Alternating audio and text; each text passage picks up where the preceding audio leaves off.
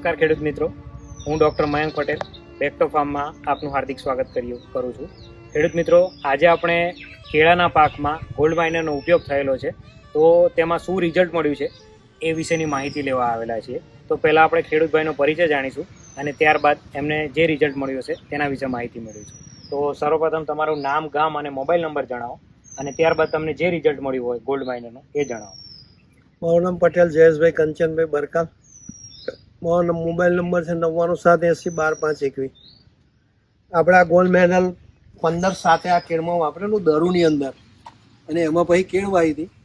તો આખા વર્ષ દરમિયાન દરેક જ્યારથી મૂકી ત્યારથી આ બેના ડિફરન્સમાં પહેલેથી જ રહેલો છે.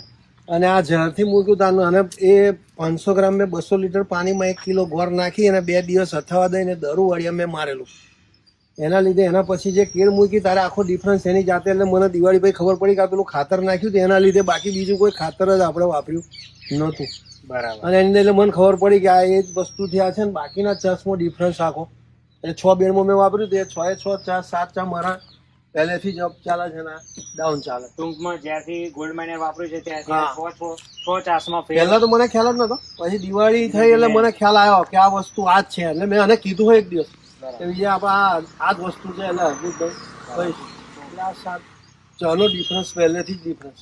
તો આ બાજુમાં ભાગમાં જે છે એમાં નથી વપરાયેલું અને અહીંયાથી 6 ચાસમાં વપરાયેલું છે, આટલો ડિફરન્સ છે. તો બીજા ખેડૂત મિત્રોએ આ ગોલ્ડ માઇનર પ્રોડક્ટ વાપરવી જોઈએ કેળામાં કે ના વાપરવી જોઈએ? ના, વાપરવી જોઈએ. જોરદાર વસ્તુ છે. બરાબર. તો ધન્યવાદ જયેશભાઈ. અને ખેડૂત મિત્રો, કેળામાં ઘણો સારો ડિફરન્સ મળી રહ્યો છે. તમે ખાલી 1 એકરમાં પણ એક વખત ટ્રાય કરી જુઓ. રિઝલ્ટ મળે તો પછી તમારે આખા ખેતરમાં ઉપયોગ કરવાનો છે.